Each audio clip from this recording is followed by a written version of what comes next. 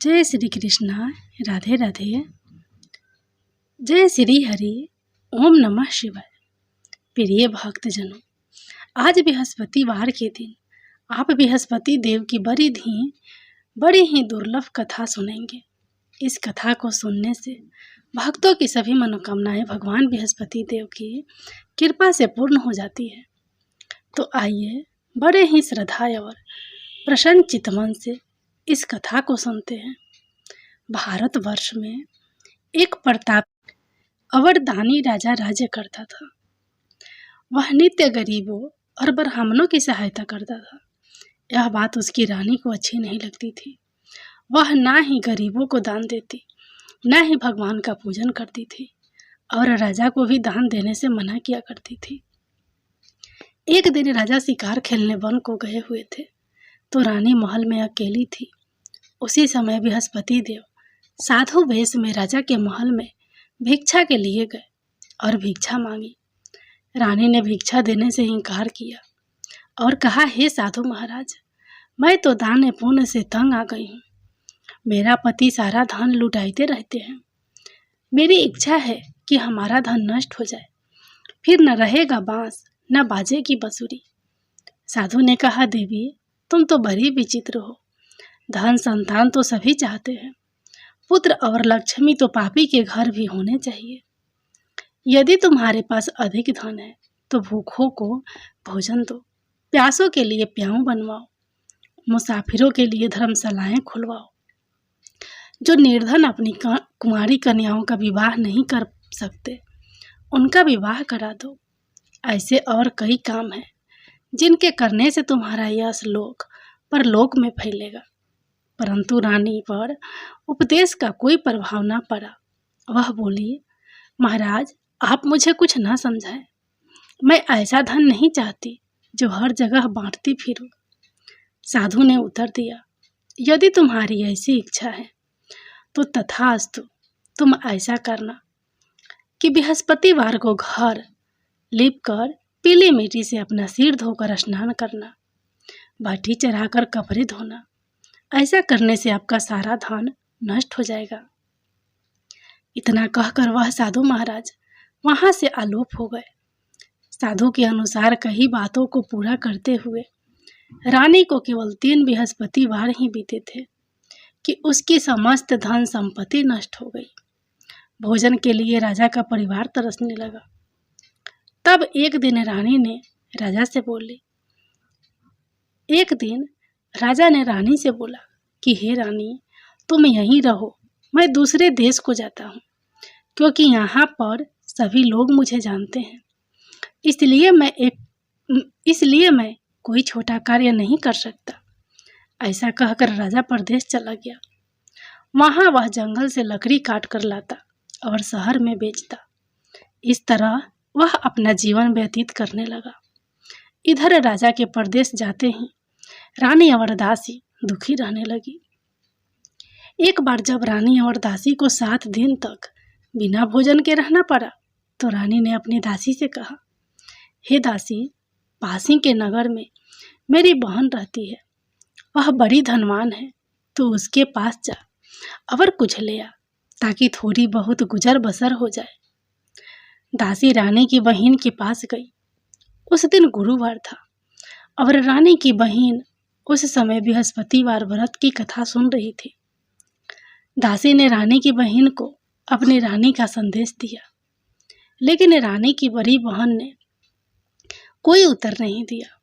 जब दासी को रानी की बहन से कोई उत्तर नहीं मिला तो वह बहुत दुखी हुई और उसे क्रोध भी आया। दासी ने वापस आकर रानी को सारी बात बता दी। सुनकर रानी ने अपने भाग्य को कोसा।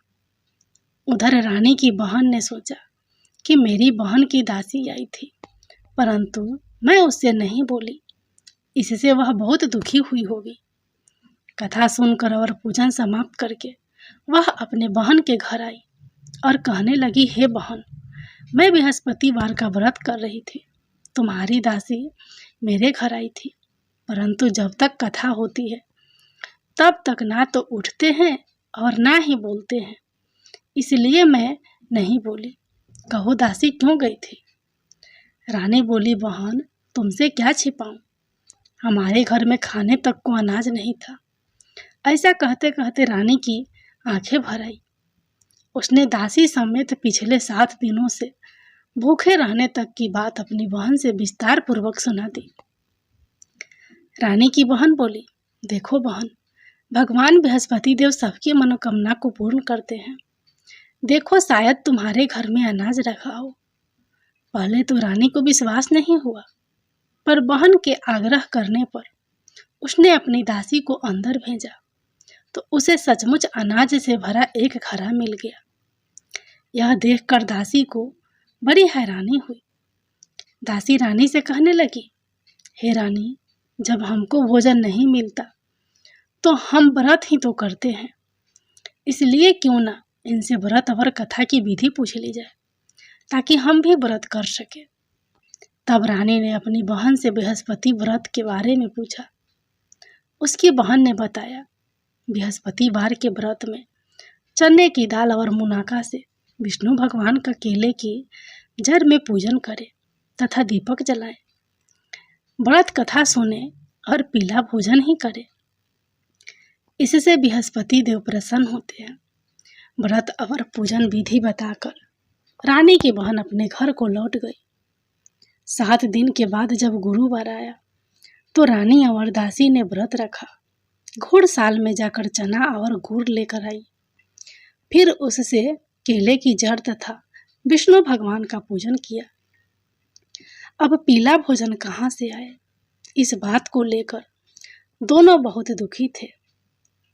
चूंकि उन्होंने व्रत रखा था, इसलिए बृहस्पति देव उनसे प्रसन्न थे। इसलिए वे एक साधारण व्यक्ति का रूप धारण कर 2 थालों में सुंदर पीला भोजन दासी को दे गए। भोजन पाकर दासी प्रसन्न हुई और फिर रानी के साथ मिलकर भोजन ग्रहण किया। उसके बाद वे सभी गुरुवार को व्रत और पूजन करने लगी। बृहस्पति भगवान की कृपा से उनके पास फिर से धन संपत्ति आ गई, परंतु रानी फिर से पहले की तरह आलस्य करने लगी। तब दासी बोली, देखो रानी, तुम पहले भी इस प्रकार आलस्य करती थी। तुम्हें धन रखने में कष्ट होता था, इस कारण सभी धन नष्ट हो गया। और जब भगवान बृहस्पति की कृपा से धन मिला है तो तुम्हें फिर से आलस्य होता है। रानी को समझाते हुए दासी कहती है कि बड़ी मुसीबतों के बाद हमने यह धन पाया है, इसलिए हमें दान पुण्य करना चाहिए, भूखे मनुष्यों को भोजन कराना चाहिए और धन को शुभ कार्यों में खर्च करना चाहिए, जिससे तुम्हारे कुल का यश बढ़ेगा, स्वर्ग की प्राप्ति होगी और पितृ प्रसन्न होंगे। दासी की बात मानकर रानी अपना धन शुभ कार्यों में खर्च करने लगी, जिससे पूरे नगर में उसका यश फैलने लगा। एक दिन राजा दुखी होकर जंगल में एक पेड़ के नीचे आसन जमाकर बैठ गया। वह अपनी दशा को याद करके व्याकुल होने लगा। बृहस्पतिवार का दिन था। एकाएक उसने देखा कि निर्जन वन में एक साधु प्रकट हुए। वह साधु वेश में स्वयं बृहस्पति देवता थे। लकड़हारे के सामने आकर बोले, हे लकड़हारे, इस सुनसान जंगल में तू चिंतामग्न क्यों बैठा है? लकड़हारे ने दोनों हाथ जोड़कर प्रणाम किया और उत्तर दिया, महात्मा जी, आप सब कुछ जानते हैं, मैं क्या कहूँ? यह कहकर रोने लगा और साधु को अपनी आत्मकथा सुनाई। महात्मा जी ने कहा, तुम्हारी स्त्री ने बृहस्पतिवार के दिन बृहस्पति भगवान का निरादर किया है, जिसके कारण रुष्ट होकर उन्होंने तुम्हारी यह दशा कर दी। अब तुम चिंता को दूर करके मेरे कहने पर चलो तो तुम्हारे सब कष्ट दूर हो जाएंगे और भगवान पहले से भी अधिक संपत्ति देंगे। तुम बृहस्पतिवार के दिन कथा किया करो, 2 पैसे के चने मुनाका लाकर उसका प्रसाद बनाओ और शुद्ध जल से लोटे में शक्कर मिलाकर अमृत तैयार करो। कथा के पश्चात अपने सारे परिवार और सुनने वाले प्रेमियों में अमृत व प्रसाद बांटकर आप भी ग्रहण करो। ऐसा करने से भगवान तुम्हारी सब मनोकामनाएं पूरी करेंगे। साधु के ऐसे वचन सुनकर लकड़हारा बोला, हे प्रभु, मुझे लकड़ी बेचकर इतना पैसा नहीं मिलता जिससे भोजन के उपरांत कुछ बचा सकूं। मैंने रात्रि में अपनी स्त्री को व्याकुल देखा है। मेरे पास कुछ भी नहीं जिससे मैं उसकी खबर मंगा सकूं। साधु ने कहा, हे लकड़हारे, तुम किसी बात की चिंता मत करो। बृहस्पति के दिन तुम रोजाना की तरह लकड़ियां लेकर शहर जाओ।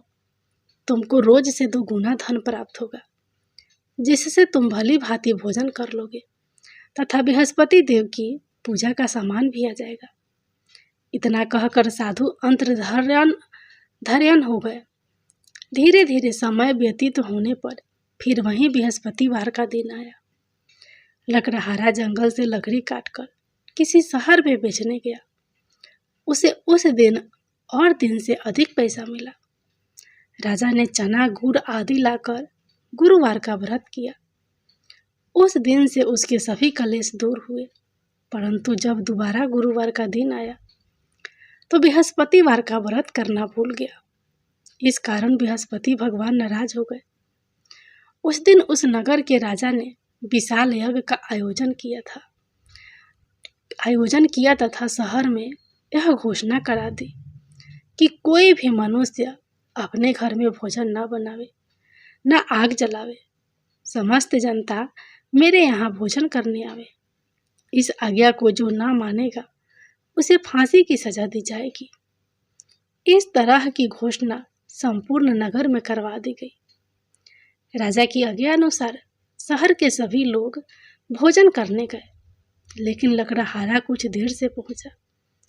इसलिए राजा उसको अपने साथ घर लिवा ले गए और ले जाकर भोजन करा रहे थे तो रानी की दृष्टि उस खूंटी पर पड़ी जिस पर उसका हार लटका हुआ था। वह वहां पर दिखाई नहीं दिया। रानी ने निश्चय किया कि मेरा हार इस मनुष्य ने चुरा लिया है।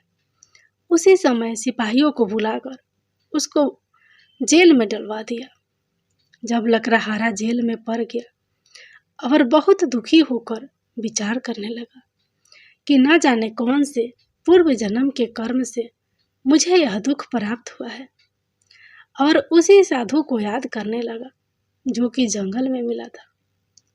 उसी समय तत्काल बृहस्पति देव साधु के रूप में प्रकट हुए और उसकी दशा को देखकर कहने लगे, अरे मूर्ख, तूने बृहस्पति देव की कथा नहीं करी, इस कारण तुझे दुख प्राप्त हुआ है। अब चिंता मत कर। बृहस्पतिवार के दिन कारागार के दरवाजे पर 4 पैसे परे मिलेंगे, उनसे तो बृहस्पति देव की पूजा करना, तेरे सभी कष्ट दूर हो जाएंगे। बृहस्पतिवार के दिन उसे 4 पैसे मिले। लकड़हारे ने कथा कही। उसी रात्रि को बृहस्पति देव ने उस नगर के राजा को सपने में कहा, हे राजा, तुमने जिस आदमी को कारागार में बंद कर दिया है वह आदमी निर्दोष है, वह राजा है, उसे छोड़ देना। रानी का हार उसी खूंटी पर लटका है। अगर तू ऐसा नहीं करेगा तो मैं तेरे राज्य को नष्ट कर दूंगा। इस तरह रात्रि के सपने को देखकर राजा प्रातः काल उठा और खूंटी पर हार देखकर लकड़हारे को बुलाकर क्षमा मांगी तथा लकड़हारे को योग सुंदर वस्त्र आभूषण देकर विदा कर दिया। बृहस्पति देव की आज्ञा अनुसार लकड़हारा अपने नगर को चल दिया। राजा जब अपने नगर के निकट पहुंचा तो उसे बड़ा आश्चर्य हुआ। नगर में पहले से अधिक बाग, तालाब, कुएं तथा बहुत सी धर्मशाला, मंदिर आदि बन गई है। राजा ने पूछा, यह किसका बाग है और धर्मशाला है? तब नगर के सब लोग कहने लगे, यह सब रानी और बांदी के है। तो राजा को आश्चर्य हुआ और गुस्सा भी आया। जब रानी ने यह खबर सुनी कि राजा आ रहे हैं तो उन्होंने दासी से कहा कि हे दासी, देख, राजा हमको कितनी बुरी हालत में छोड़ गए थे। हमारी ऐसी हालत देखकर वह लौट न जाए। इसलिए तू दरवाजे पर खड़ी हो जा। आज्ञा अनुसार दासी दरवाजे पर खड़ी हो गई। राजा आए तो उन्हें अपने साथ महल में लिवा लाई। तब राजा ने क्रोध करके अपनी रानी से पूछा कि यह धन तुम्हें कैसे प्राप्त हुआ है। तब उन्होंने कहा, हमें यह सब धन बृहस्पति देव के इस व्रत के प्रभाव से प्राप्त हुआ है। राजा ने निश्चय किया कि 7 रोज बाद तो सभी बृहस्पति देव का पूजन करते हैं, परंतु मैं प्रतिदिन दिन में 3 बार कहानी तथा रोज व्रत किया करूँगा। अब हर समय राजा के दुपट्टे में चने की दाल बधी रहती तथा दिन में 3 बार कहानी कहता। एक रोज राजा ने विचार किया कि चलो अपनी बहन के यहाँ हो आवे। इस तरह निश्चय कर राजा घोड़े पर सवार हो अपनी बहन के यहाँ को चलने लगा। मार्ग में उसने देखा कि कुछ आदमी एक मुर्दे को लिए जा रहे हैं। उन्हें रोक कर राजा कहने लगा, अरे भाइयों, मेरे बृहस्पति देव की कथा सुन लो। वे बोले, लो, हमारा तो आदमी मर गया है, इसको अपनी कथा की परी है। परंतु कुछ आदमी बोले, अच्छा कहो, हम तुम्हारी कथा भी सुनेंगे। राजा ने दाल निकाली और जब कथा आधी हुई थी कि मुर्दा हिलने लग गया, और जब कथा समाप्त हो गई तो राम राम करके मनुष्य उठकर खड़ा हो गया। आगे मार्ग में उसे एक किसान खेत में हल चलाता मिला। राजा ने उसे देख और उससे बोले, अरे भैया, तुम मेरी बृहस्पतिवार की कथा सुन लो। किसान बोला, जब तक मैं तेरी कथा सुनूंगा तब तक 4 हरैया जोत लूंगा। जा अपनी कथा किसी और को सुनाना। इस तरह राजा आगे चलने लगा। राजा के हटते ही बैल पछाड़ खाकर गिर गए तथा किसान के पेट में बड़ी जोर का दर्द होने लगा। उस समय उसकी माँ रोटी लेकर आई। उसने जब यह देखा तो अपने पुत्र से सब हाल पूछा और बेटे ने सभी हाल कह दिया। तो बुढ़िया दौड़ी दौड़ी उस घुड़सवार के पास गई और उससे बोली कि मैं तेरी कथा सुनूंगी, तू अपनी कथा मेरे खेत पर चलकर ही कहना। राजा ने बुढ़िया के खेत पर जाकर कथा कही, जिसके सुनते ही वह बैल उठकर खड़े हुए तथा किसान के पेट का दर्द भी बंद हो गया। राजा अपनी बहन के घर पहुंचा। बहन ने भाई की खूब मेहमानी की। दूसरे रोज प्रातः काल राजा जगा तो वह देखने लगा कि सब लोग भोजन कर रहे हैं। राजा ने अपनी बहन से कहा, ऐसा कोई मनुष्य है जिसने भोजन नहीं किया हो? मेरी बृहस्पतिवार की कथा सुन ले। बहन बोली, हे भैया, यह देश ऐसा ही है कि पहले यहाँ लोग भोजन करते हैं, बाद में अन्य काम करते हैं। अगर कोई पड़ोस में हो तो देख कर आती हूँ। वह ऐसा कहकर देखने चली गई, परंतु उसे कोई भी ऐसा व्यक्ति नहीं मिला जिसने भोजन ना किया हो। अतः वह एक कुम्हार के घर गई जिसका लड़का बीमार था। उसे मालूम हुआ कि उसके यहाँ 3 रोज से किसी ने भोजन नहीं किया है। रानी ने अपने भाई की कथा सुनने के लिए कुम्हार से कहा। वह तैयार हो गया। राजा ने जाकर बृहस्पतिवार की कथा कही, जिसको सुनकर उसका लड़का ठीक हो गया। अब तो राजा की प्रशंसा होने लगी। एक रोज राजा ने अपनी बहन से कहा कि हे बहन, हम अपने घर को जाएंगे, तुम भी तैयार हो जाओ। राजा की बहन ने अपनी सास से कहा। सास ने कहा, हाँ चली जा, परंतु अपने लड़कों को मत ले जाना, क्योंकि तेरे भाई के कोई औलाद नहीं है। बहन ने अपने भैया से कहा, हे भैया, मैं तो चलूंगी, पर कोई बालक नहीं जाएगा। राजा बोला, जब कोई बालक नहीं जाएगा तब तुम ही क्या करोगी जाकर? बड़े दुखी मन से राजा अपने नगर को लौट आया। राजा ने अपनी रानी से कहा, हम निर्वंशी हैं, हमारा मुंह देखने का धर्म नहीं है और कुछ भोजन आदि नहीं किया। रानी बोली, हे प्रभु, बृहस्पति देव ने हमें सब कुछ दिया है, वह हमें औलाद अवश्य देंगे। उसी रात को बृहस्पति देव ने राजा से सपने में कहा, हे राजा, उठ, सभी सोच त्याग दे, तेरी रानी गर्भवती है। राजा की यह बात सुनकर बड़ी खुशी हुई। 9वें महीने में उसके गर्भ से एक सुंदर पुत्र पैदा हुआ। तब राजा बोला, हे रानी, स्त्री बिना भोजन के रह सकती है, पर बिना कहे नहीं रह सकती। जब मेरी बहन आवे तुम उससे कुछ कहना मत। रानी ने सुनकर हाँ कर दिया। जब राजा की बहन ने यह शुभ समाचार सुना तो वह बहुत खुश हुई तथा बधाई लेकर अपने भाई के यहाँ आई। तभी रानी ने कहा, घोड़ा चढ़कर तो नहीं आई, गधा चढ़ी आई। राजा की बहन बोली, भाभी, मैं इस प्रकार ना कहती तो तुम्हें औलाद कैसे मिलती। बृहस्पति देव ऐसे ही हैं, जैसे जिसके मन में कामनाएं हैं सभी को पूर्ण करते हैं। जो सद्भावना पूर्वक बृहस्पतिवार का व्रत करता है एवं कथा पढ़ता है अथवा सुनता है, दूसरों को सुनाता है, बृहस्पति देव उसकी सभी मनोकामना पूर्ण करते हैं। जय बृहस्पति देव। भगवान श्री विष्णु ने बताया कि तुलसी में रोजाना जल देने से क्या फल मिलता है। एक समय की बात है, माता लक्ष्मी ने भगवान विष्णु से पूछा, हे नाथ, आप तो तीनों लोकों के स्वामी हैं, आपकी तीनों लोकों में पूजा होती है, सभी आपकी कृपा पाने के लिए उत्सुक रहते हैं, फिर भी आप इस तुलसी के पौधे की पूजा क्यों करते हैं, इसे रोजाना जल क्यों चढ़ाते हैं।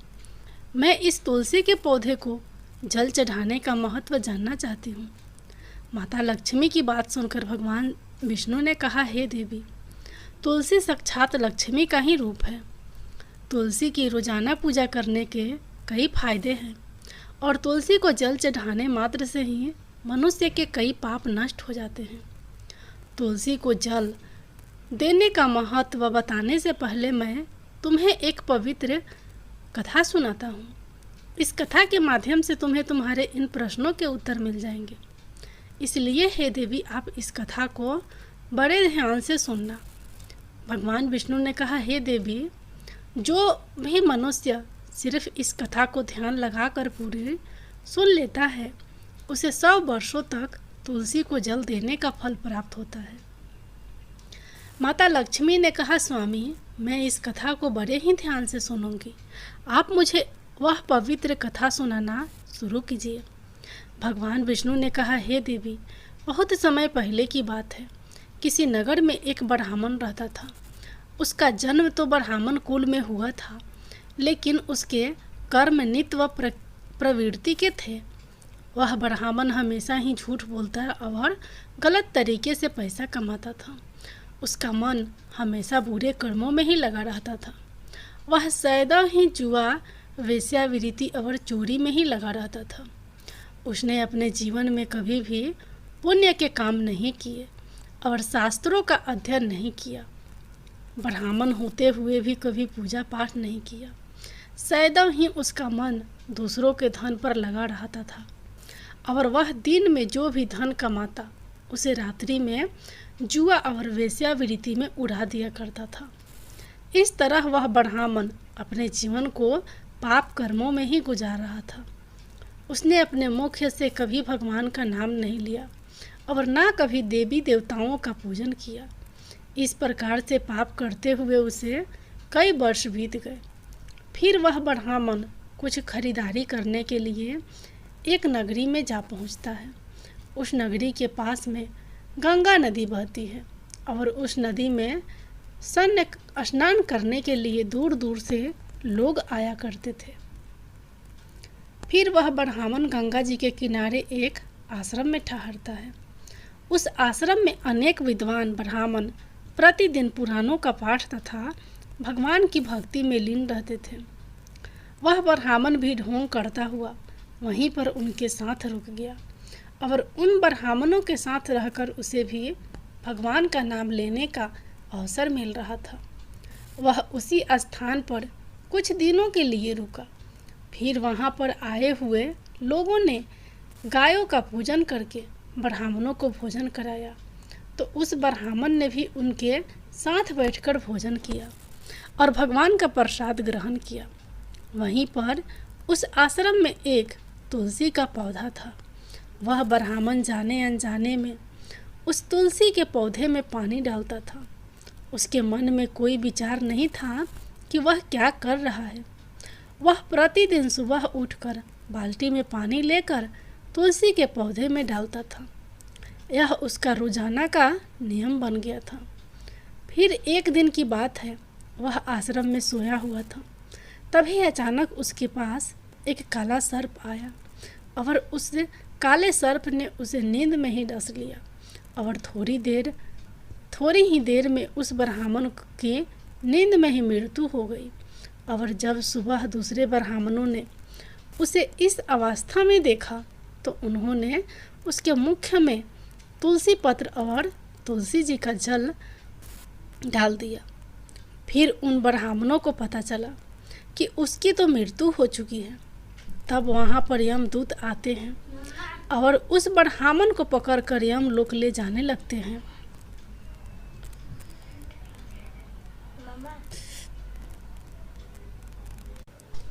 रास्ते में जाते हुए वह ब्राह्मण विलाप करने लगा और यमदूतों से कहने लगता है, हे यमदूतों, मुझे कहाँ ले जा रहे हो और मेरी मृत्यु किस कारण से हुई है। तब यमदूत कहने लगे, हे ब्राह्मण, तुमने जन्म से लेकर मृत्यु तक बहुत पाप कर्म किए हैं और तुम्हारे पापों के कारण ही तुम्हें एक काले सर्प ने काटा और जिसकी वजह से ही तुम्हारी मृत्यु हुई है। अब हम तुम्हें यमपुरी लेकर जा रहे हैं। वहाँ पर यमराज तुम्हारे पाप कर्मों का लेखा जोखा देंगे और निश्चित ही तुम्हें घोर नरक में डालेंगे। फिर से वो ब्राह्मण फूट फूट कर रोने लगा और उन यमदूतों से माफ़ी मांगने लगा, किंतु यमदूतों को उस पर जरा सा भी दया नहीं आई और वे उसे मारते हुए यमलोक लेकर गए। जब यमदूत उस ब्राह्मण को लेकर यमराज के सामने उपस्थित हुए तो यमराज के पास बैठे हुए चित्रगुप्त ने उस ब्राह्मण के कर्मों का लेखा जोखा निकाला और यमराज से कहने लगे, हे धर्मराज, इस ब्राह्मण ने तो अपने पूरे जीवन पाप किए हैं। इसने जीवन में कभी पुण्य का काम नहीं किया है। यह तो घोर पापी है। इसे तो हमेशा के लिए नरक में डाल दिया जाए। फिर यमराज कहते हैं, हे यमदूतों, जीवन भर पाप करने वाले इस ब्राह्मण को उठाकर ले जाओ और इसे नरक में डाल दो। यमराज का आदेश मिलते ही वे यमदूत उस ब्राह्मण को लेकर नरक की तरफ चल दिए और ब्राह्मण को पीटते हुए नरक में ले गए। वहाँ ले जाकर उसे खौलते हुए तेल के कढ़ाई में डाल दिया। परंतु जैसे ही उस ब्राह्मण को खौलते हुए तेल की कढ़ाई में डाला तो वह एकदम से ठंडा और शीतल हो गया। इस घटना को देखकर उस यमदूत को बड़ा ही आश्चर्य हुआ। ऐसा उसके साथ पहले कभी नहीं हुआ था। उस यमदूत ने कितने ही पापियों को उस तेल की कढ़ाई में डाला था और वे सभी उस तेल में गिरकर छटपटाने लगते थे। लेकिन जैसे ही उस ब्राह्मण गरम तेल की कढ़ाई में गिरा तो वह तेल अचानक से शांत और शीतल हो गया। इस आश्चर्यजनक घटना को देखकर वह यमदूत जल्दी से दौड़ता हुआ यमराज के पास पहुंचा। यमदूत को देखकर यमराज ने कहा, हे यमदूत, क्या बात है, तुम इतने घबराए हुए क्यों लग रहे हो। फिर वह यमदूत कहता है, हे धर्मराज, आपने जिस ब्राह्मण को नरक में डालने के लिए कहा था, मैंने जैसे ही उसे खौलते हुए तेल की कढ़ाई में डाला तो उस भट्टी की अग्नि बुझ गई और वह खौलता हुआ तेल भी बिल्कुल ठंडा हो गया। फिर यमराज कहते हैं, हे यमदूत, यह तो बड़ी ही विचित्र घटना है। ऐसा तो पहले कभी नहीं हुआ था। यमराज विचार कर ही रहे थे कि तभी वहाँ पर नारद मुनि प्रकट होते हैं नारद मुनि को देखकर यमराज अत्यंत प्रसन्न होते हैं और उन्हें प्रणाम करते हैं। यमराज नारद मुनि का स्वागत करते हैं। फिर यमराज नारद मुनि से कहते हैं, मुनिवर, आप उचित समय पर आए हैं। हमने आज और अभी एक अत्यंत पापी ब्राह्मण को नरक में गिराया है, किंतु उसके गिरते ही नरक की अग्नि ठंड पड़ गई है और खोलता हुआ तेल भी शीतल हो गया। तब नारद मुनि ने यमराज से कहा, हे धर्मराज, आपने जिस ब्राह्मण को नरक में डाला है वह नरक में डालने योग्य नहीं है, क्योंकि उस ब्राह्मण के द्वारा अनजाने में ही ऐसा कर्म हुआ है जो नरक का नाश करने वाला है। जो मनुष्य पुण्य कर्म करने वाले लोगों की संगति करता है उसे उनके पुण्यों का भाग जरूर मिलता है। और यह ब्राह्मण तो कई दिनों तक भगवान के भक्तों के साथ रहा है। इस ब्राह्मण ने आश्रम में रहते हुए रोजाना तुलसी में जल डाला है, इसलिए यह ब्राह्मण बड़ा पुण्यात्मा बन गया है और इसके सारे पाप नष्ट हो गए हैं। यह ब्राह्मण अब स्वर्ग लोक में जाने का अधिकारी बन गया है। इस ब्राह्मण ने अनजाने में ही इतना पुण्य कमाया है जो कई जन्मों तक मनुष्य को प्राप्त नहीं होता है। इसलिए हे धर्मराज, आप इस ब्राह्मण को नरक में न डालो और इसके पापों के लिए इसे केवल इतना दंड दो कि इसे सभी नरकों का दर्शन कराओ। नारद मुनि की बात सुनकर यमराज बहुत खुश होते हैं और उस ब्राह्मण को नरक से निकाल कर लाते हैं और अपने यमदूतों से कहते हैं, हे यमदूतों, इस ब्राह्मण को ले जाओ और संपूर्ण नरकों का दर्शन कराओ। फिर यमदूत उस ब्राह्मण को ले जाते हैं और संपूर्ण नरकों का दर्शन कराते हैं। भगवान विष्णु ने कहा, देवी, इस प्रकार से यमदूत उस ब्राह्मण को संपूर्ण नरकों का दर्शन कराते हैं और उसे यक्ष लोक में ले जाते हैं और फिर वह ब्राह्मण एक यक्ष बन जाता है। भगवान विष्णु कहते हैं, हे देवी, वनस्पति नाम तुलसी, मास नाम कार्तिक, तिथि नाम एकादशी। भगवान कहते हैं, हे देवी, वनस्पतियों में मुझे तुलसी प्रिय है, मास में कार्तिक मास और तिथि में एकादशी प्रिय है। इसलिए जो भी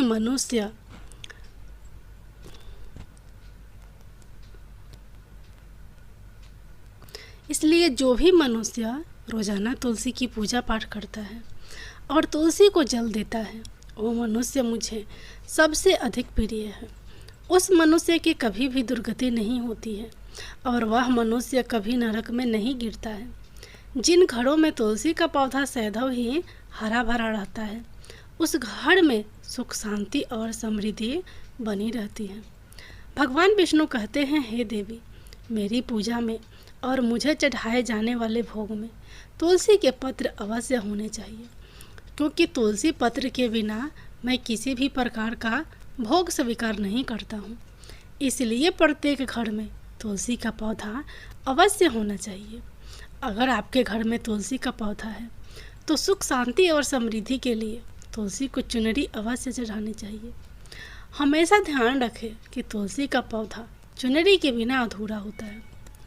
तुलसी केवल एक पौधा ही नहीं, बल्कि वह एक देवी है, मेरी अर्थात विष्णु की पत्नी है। इसलिए तुलसी को चुनरी अवश्य ही चढ़ानी चाहिए, क्योंकि इससे पति पत्नी में प्रेम और विश्वास बढ़ता है। पति पत्नी का दाम्पत्य जीवन खुशहाल बना रहता है। घर में रहने वाली महिलाएं सदा सुहागिन और सौभाग्यशाली रहती हैं। तुलसी का विवाह भी अवश्य कराना चाहिए। इससे मनुष्य के सभी दुखों का अंत होता है और सांसारिक जीवन सुखमय बीतता है। भगवान विष्णु कहते हैं, हे देवी, तुलसी के पौधे के आसपास अपने मुख से अपशब्द नहीं बोलने चाहिए। तुलसी के नज़दीक भूल से भी जूते चप्पल अथवा झाड़ू पोछा नहीं रखना चाहिए, इसे पाप माना गया है। तुलसी के पौधे के पास जल से भरा हुआ बर्तन भी नहीं रखना चाहिए। तुलसी के पौधे के पास दीपक जलाने के बाद दीपक को वहाँ से हटा देना चाहिए, क्योंकि तुलसी के नीचे बुझा हुआ दीपक रखना अशुभ माना जाता है। जिस स्थान पर भी तुलसी का पौधा होता है उस स्थान को हमेशा ही साफ स्वच्छ रखना चाहिए। इसलिए नियमित रूप से तुलसी के पौधे के पास साफ सफाई का ध्यान रखना चाहिए। तुलसी के पौधे में शिवलिंग और गणेश जी की प्रतिमा नहीं रखनी चाहिए। साथ ही तुलसी के गमले में अन्य किसी भी प्रकार का पौधा भी लगाना अशुभ होता है। तुलसी के पौधे के पास कपड़े भी नहीं सुखाने चाहिए, अन्यथा कपड़ों का गंदा पानी तुलसी के पौधे पर गिर सकता है। और हमेशा ध्यान रखना चाहिए कि तुलसी के पत्र को नाखून से नहीं तोड़ना चाहिए, इससे तुलसी का अपमान होता है। यदि तुलसी के पत्ते सूख कर गिर जाते हैं तो उन्हें कचरे में नहीं फेंकना चाहिए, क्योंकि वे पत्ते पैरों के नीचे आते हैं, जो अच्छा नहीं होता है। उन पत्तों को आप तुलसी की मिट्टी में ही दबा दें। भगवान विष्णु कहते हैं, हे देवी, रविवार के दिन तुलसी के पत्ते नहीं तोड़ने चाहिए और रविवार को तुलसी को जल भी नहीं चढ़ाना चाहिए। बाकी सब दिन तुलसी को सुबह स्नान से निवृत्त होकर जल देना चाहिए और शाम के समय एक दीपक जलाना चाहिए। भगवान विष्णु कहते हैं, हे देवी, अक्सर महिलाएं स्नान के बाद अपने बाल खुले रखकर ही तुलसी को जल देती हैं, परंतु ऐसा करना गलत होता है। महिलाओं को हमेशा ही अपने बाल बांधकर माथे पर सिंदूर लगाकर ही तुलसी के जल देना चाहिए। इससे तुलसी का आशीर्वाद प्राप्त होता है। घर में तुलसी का पौधा लगाते समय ध्यान रखें कि इसके लिए गंदी मिट्टी का उपयोग नहीं करें। साफ स्वच्छ मिट्टी का ही उपयोग करना चाहिए। इससे तुलसी माँ रूठ जाती हैं और सूखने लगती हैं। तुलसी का पौधा कभी भी गंदे स्थान पर नहीं रखना चाहिए, जैसे कि नाली अथवा बाथरूम के पास तुलसी के गमले को कभी नहीं रखना चाहिए, अन्यथा गंदा पानी तुलसी के पौधे में गिर सकता है, जो बहुत ही अशुभ माना गया है। घर में तुलसी का पौधा कभी सूखना नहीं चाहिए। शास्त्रों में ऐसी मान्यता है कि तुलसी का पौधा सूखना अकाल मृत्यु की सूचना देता है। घर में तुलसी का पौधा सूख जाए तो घर की सुख समृद्धि खत्म हो जाती है। सूखी हुई तुलसी में माँ लक्ष्मी का वास नहीं होता है। भगवान विष्णु कहते हैं, शास्त्रों के अनुसार मासिक धर्म के दौरान महिलाओं को तुलसी के पौधे में पानी नहीं डालना चाहिए और तुलसी को स्पर्श करना भी वर्जित है। तुलसी को बिना स्नान किए जल नहीं देना चाहिए और पैरों में चप्पल आदि पहनकर भी तुलसी को जल नहीं देना चाहिए। तुलसी को जल देते समय ध्यान रखें कि वह जल आपके पैरों पर ना पड़े, इससे तुलसी का अपमान होता है। भगवान विष्णु कहते हैं, नित्य तुलसी के दर्शन से मनुष्य को स्वर्ग की प्राप्ति होती है और तुलसी पत्र के सेवन से उसके सभी पाप नष्ट हो जाते हैं। तुलसी का पौधा हमेशा घर के सामने लगाना चाहिए। इसे पूर्व अथवा उत्तर दिशा में लगाना सबसे अधिक शुभ होता है। तुलसी के पास मरुस्थलीय पौधे रखना बहुत ही अशुभ माना जाता है। ऐसे पौधों से नकारात्मक ऊर्जा निकलती है। शास्त्रों में कहा गया है कि जिन पौधों से हरी भरी कलियों की उत्पत्ति ना हो, उसके स्थान पर कांटे निकलते हो, तो ऐसे पौधे को तुलसी के पास कभी भी नहीं रखना चाहिए। शास्त्रों में केले के पौधे का विशेष महत्व बताया गया है। अगर तुलसी के पास केले का पौधा लगा देते हैं तो कई गुना अधिक लाभ प्राप्त होते हैं। भगवान विष्णु कहते हैं, केले के पौधे में देवी स्वयं मेरा वास होता है। इसे तुलसी के पास लगाने से घर में सुख समृद्धि आती है। तुलसी के पौधे में शालिग्राम भी अवश्य रखना चाहिए। तुलसी के गमले में शालिग्राम रखने से तुलसी का और भी अधिक शुभ प्रभाव आपको देखने को मिलेगा। शालिग्राम मेरा ही रूप है। यह काले रंग का पत्थर होता है, जिसे विलक्षण और मूल्यवान माना गया है। इसे अगर तुलसी के गमले में रखेंगे तो आपके घर तुलसी का और भी अधिक शुभ प्रभाव आपको देखने को मिलेगा।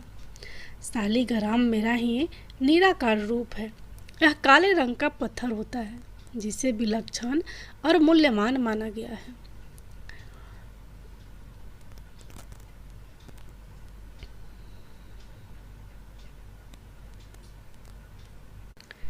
इसे अगर तुलसी के गमले में रखेंगे तो आपके घर से संपूर्ण नकारात्मक ऊर्जा नष्ट हो जाएगी। घर में केवल एक ही शालिग्राम की पूजा करनी चाहिए। भगवान विष्णु कहते हैं, देवी मेरी मूर्ति से कई गुना ज़्यादा उत्तम होता है शालिग्राम की पूजा करना। शालिग्राम को चंदन लगाकर उस पर एक तुलसी पत्र रखना चाहिए। प्रतिदिन शालिग्राम को पंचामृत से स्नान कराना चाहिए। ऐसा करने से मनुष्य के सभी जन्मों के पाप नष्ट हो जाते हैं। शालिग्राम सकारात्मक और सात्विकता का प्रतीक होता है। इस प्रकार भगवान विष्णु ने माता लक्ष्मी को तुलसी के पौधे को जल देने का महत्व बताया है और घर में तुलसी का पौधा लगाने के सभी नियम। तुलसी माता की जय हो। भगवान विष्णु।